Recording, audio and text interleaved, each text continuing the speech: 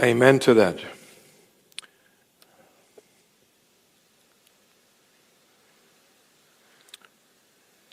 There is someone here very heavy burdened. Very heavy burdened. Don't worry, the Lord fixes it. I'm not going to call you. Don't want to put you on the spot. But don't worry, the Lord has fixed it. Very good. Well, how's everyone? That's the way. Before we start our topic, the Lord Jesus always teaches us to love everyone. And as true followers of the Lord Jesus, as true Christians, we have to love everyone. But in love, there is also the truth being said as it is, without any reservation or hesitation. But we pray for everyone. We love everyone, Christians, non-Christians alike. Every country we pray for. Every nation we pray for. And all the people that are still living on the face of this earth, we definitely pray for every single human being. And having said this, it was brought to our attention only very, very recently that our beloved people from Iran, they said, can you please send this message to the bishop and say, why don't you mention Iran when you mention other countries in your talks? Well, today it's a very special love being packaged in a very precious box, golden box, wrapped beautifully with a golden wrap, and it's sent all the way from Sydney, Australia, to our beloved people of Iran, the good old Persian Empire. So, to our beloved people in Iran, I will say, Halatun Shoma Chetori, Khobi, Alhamdulillah. And I'm going to say this, and please do forgive me if I mispronounce it, but I will say this to every Persian, Iranian person, Hamatun Rodustaram. Yes, Hamatun Rodustaram means I love you. There you go. So this is to my beloved people of Iran, and I will say, Baba, thank you very much. Thank you very much. All right, very good. So we pray the whole world come to the Lord Jesus, every nation, every tongue, every nationality, every color, every race. Amen? Very good. Now, we are continuing our journey in the book of Revelation. Today we'll be taking 2 verses from chapter 21, Revelation 21 and verse 3 and 4, or 3 to 4. So Revelation chapter 21 verses 3 to 4, and it says, And I heard a loud voice from heaven saying, Behold, the tabernacle of God is with men, and he will dwell with them, and they shall be his people. God himself will be with them and be their God. And God will wipe away every tear from their eyes. There shall be no more death, no sorrow, no crying. There shall be no more pain, for the former things have passed away, and all glory be to our Lord and Savior Jesus Christ forever and ever. Amen. All right. Last week, we spoke about verse 2, and verse 2 says the following. Then I, John, saw the holy city, New Jerusalem, coming down out of heaven from God, prepared as a bride, adorned for her husband. This New Jerusalem coming down out of heaven, and it was from God, prepared as a bride, adorned for her husband. Now, how is this bride, i.e. the church, being adorned to the husband? By the Holy Spirit.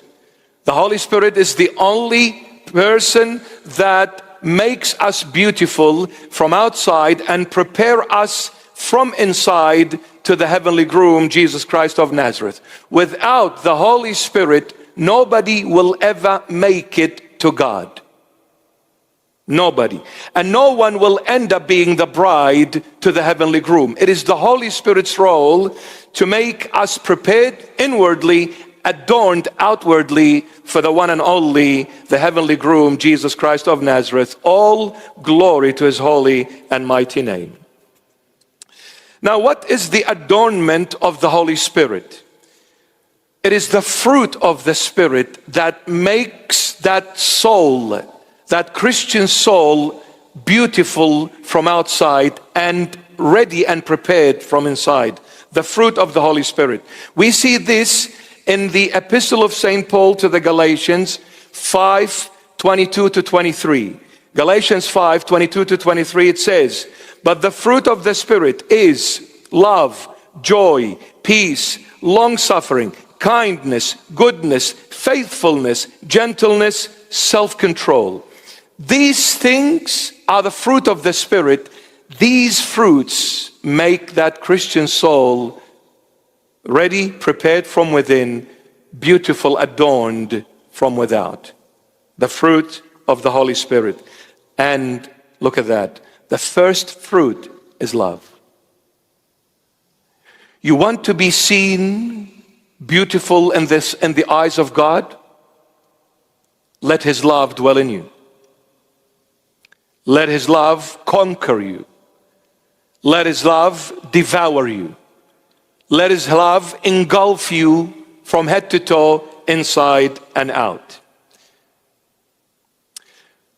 All these fruits are the reason for us being adorned as a bride, as that Christian soul to the heavenly groom. When the soul was prepared from within, the result was adorned from without. Unless we are prepared from inside, we can never be beautified from outside. It takes that inner beauty to be reflective on the external, on the surface. If my heart full of wrong things, I can never be seen beautiful in the sight of God. We need to look at the heart first, then the external looks, my beloved child. Don't focus on the external look and forget the inner one. So don't go to Istanbul and have a facelift. Go to Jesus Christ and have a replacement of heart, a renewal of heart. Lord, take my old heart and give me your sacred heart. So that way I can be seen prepared from within in order to be beautiful from without. And when I am prepared for the Lord Jesus, I am beautiful externally, then I am given to the groom, to the husband, Jesus Christ. When I am given to the groom, it means I am now submissive to the Lord Jesus. I am under his jurisdiction, his authority, no one else's. The one who rules over my life is the Lord Jesus, not Satan, not the world. As a Christian, who is ruling over our life? Who are we allowing to rule over our life? As Christians, are we living for the world or are we living for the Lord? That's what determines your inner preparation, your external adoration. Now, verse 3. And I heard a loud voice from heaven saying, "Behold, the tabernacle of God is with men, and he will dwell with them, and they shall be his people. God himself will be with them and be their God." Now, when you read this at a surface level, you'll just continue walking without stopping at the depth of verse 3. There is a huge depth in this verse. In this verse, my beloved, we find there is a dualism. There is a dualism here. Dueto. What is it? Number one, the tabernacle of God is with men. Now please pay attention. The tabernacle of God is with men, and he will dwell with them. So when the tabernacle of God, tabernacle means a tent, right? The dwelling place of God. God, Israel in the Sinai desert with a tent.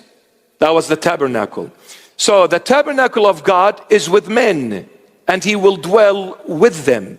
When God dwells with men, the outcome result of it, and they shall be his people, and he shall be their God. God and men are being mentioned twice, however, in a different way. See, you wouldn't pick this up, huh?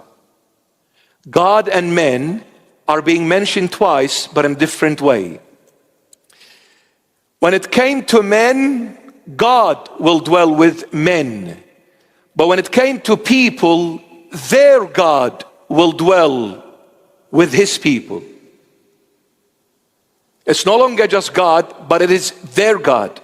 And it's no longer men, it is people now. So when it came to men, God dwells with men. But when it came to people, their God dwelled with his people. What does that mean? God will be their God, and men will be his people. Now, men here refers to humans. Men refers to humans. People, in verse 3, refers to nation.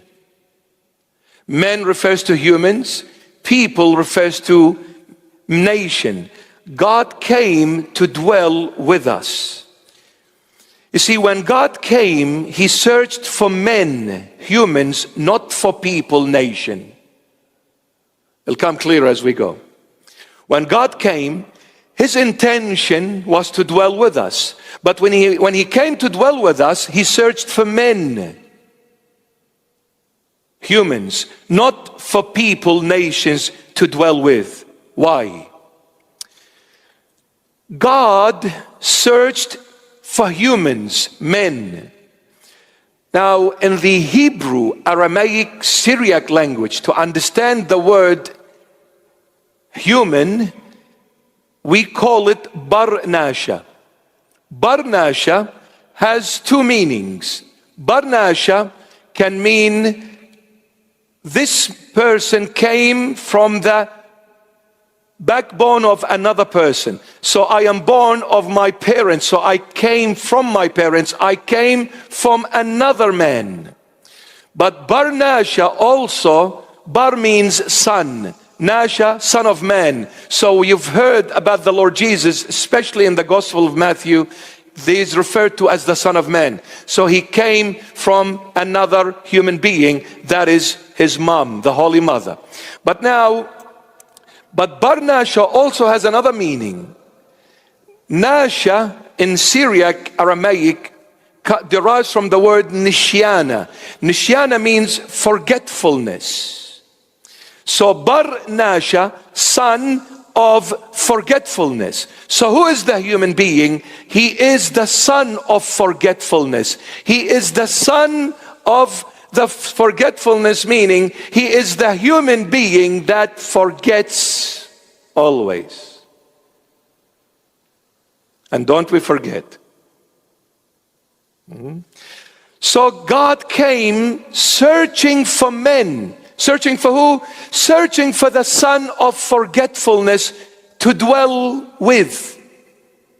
To dwell with.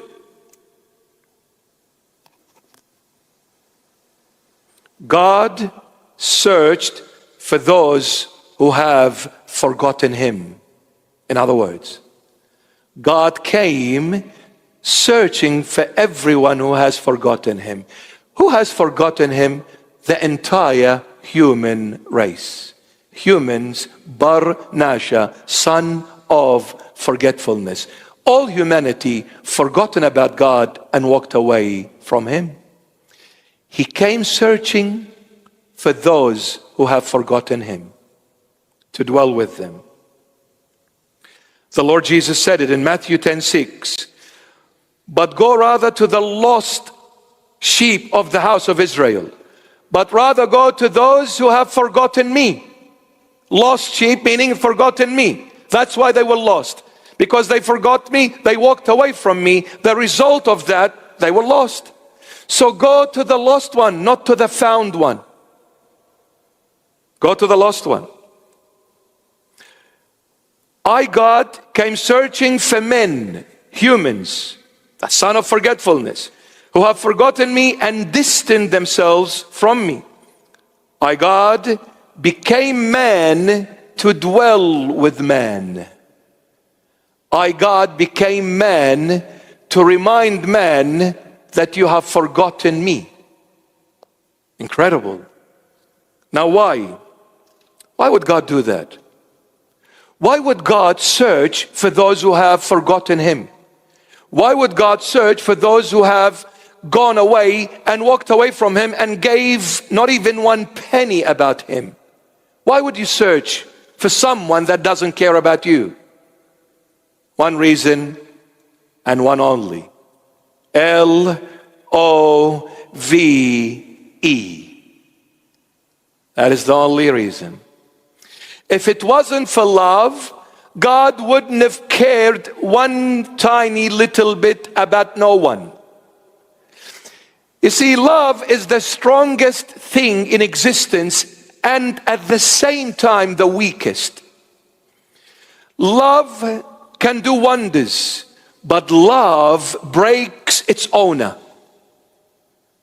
Not only breaks, but smashes you, destroys you, cuts you to smithereens. The problem is, love is the only thing you cannot live without. And the day you have no love in you, consider yourself dead. Finished. Because of love, God came searching for those who have forgotten about him.